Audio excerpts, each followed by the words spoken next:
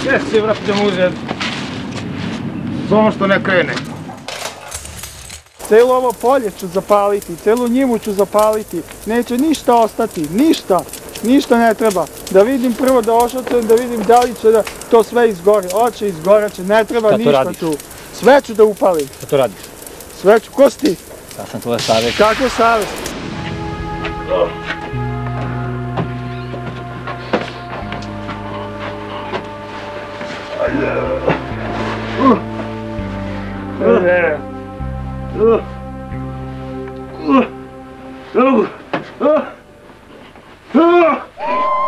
Evo je!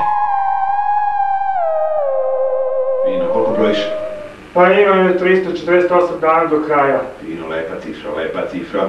A jeste. Znači sve što si nosi, što se kaže gušter, a? Da. Gušter, fino. Odlično, znači si se lepo snašao ovdje, jesi? Jesam, dobro je sve. Fino. Samo je malo zajeban ovaj vodnik Miličević. Vodnik Miličić, dobro, porazgovarat ćemo, idet ćemo posle s njim porazgovarat ćemo. Šta je, malo te maltretira, teroriše? Da.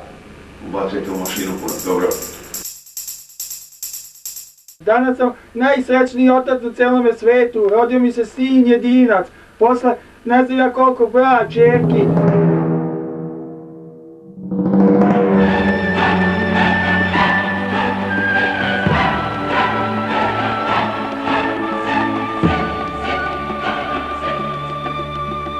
Ko se tu, celu noć me neko nešto žuljalo, nešto gađao.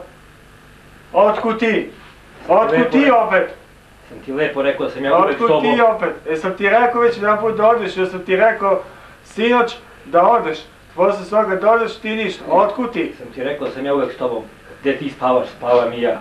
I sad nemoj... A znači ti si me taj što si me žuljao.